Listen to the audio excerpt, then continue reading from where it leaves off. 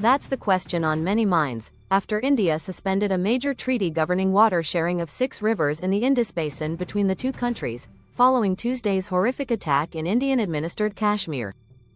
The 1960 Indus Waters Treaty, IWT, survived 2 wars between the nuclear rivals and was seen as an example of transboundary water management. The suspension is among several steps India has taken against Pakistan, accusing it of backing cross-border terrorism, a charge Islamabad flatly denies.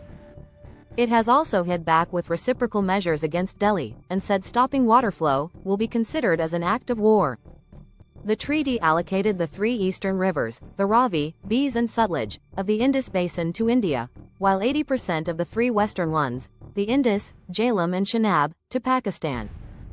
Disputes have flared in the past, with Pakistan objecting to some of India's hydropower and water infrastructure projects, arguing they would reduce river flows and violate the treaty.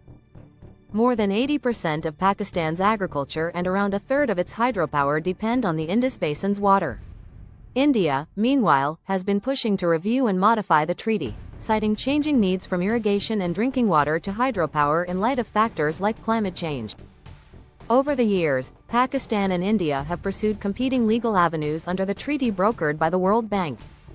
But this is the first time either side has announced a suspension, and notably, it's the upstream country, India, giving it a geographic advantage. But what does the suspension really mean? Could India hold back or divert the Indus Basin's waters, depriving Pakistan of its lifeline? And is it even capable of doing so? Experts say it's nearly impossible for India to hold back tens of billions of cubic meters of water from the western rivers during high-flow periods.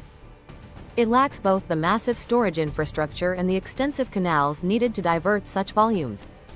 The infrastructure India has are mostly run of the river hydropower plants that do not need massive storage, said Himanshu Thakur, a regional water resources expert with the South Asian Network on Dams, Rivers and People. Such hydropower plants use the force of running water to spin turbines and generate electricity, without holding back large volumes of water.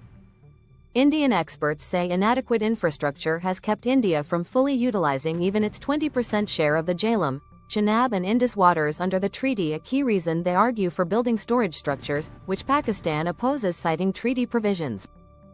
Experts say India can now modify existing infrastructure or build new ones to hold back or divert more water without informing Pakistan. Unlike in the past, India will now not be required to share its project documents with Pakistan, said Mr. Thakur. But challenges like difficult terrain and protests within India itself over some of its projects have meant that construction of water infrastructure in the Indus Basin has not moved fast enough.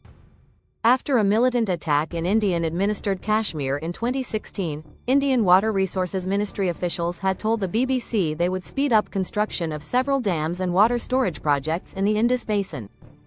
Although there is no official information on the status of such projects, sources say progress has been limited.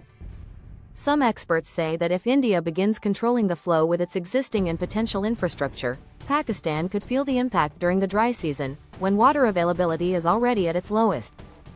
A more pressing concern is what happens in the dry season when the flows across the basin are lower, storage matters more, and timing becomes more critical, Hassan F. Khan, assistant professor of urban environmental policy and environmental studies at Tufts University, wrote in the Dawn newspaper.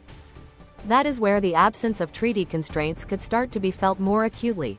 The treaty requires India to share hydrological data with Pakistan, crucial for flood forecasting and planning for irrigation, hydropower and drinking water.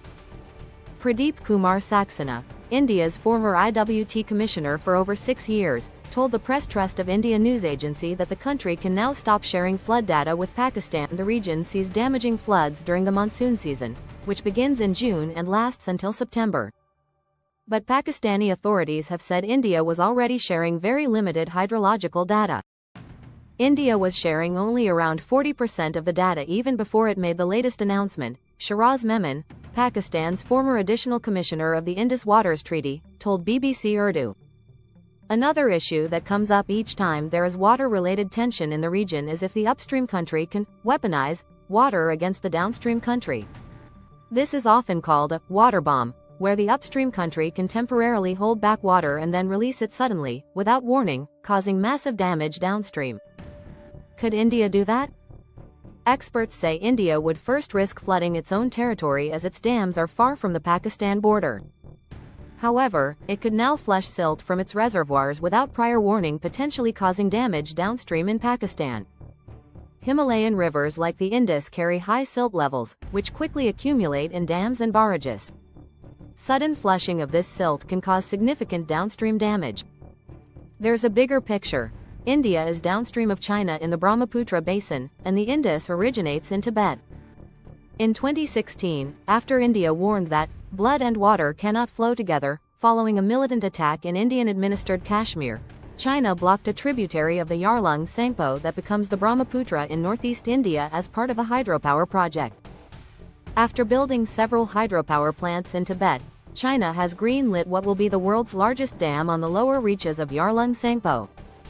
Beijing claims minimal environmental impact, but India fears it could give China significant control over the river's flow.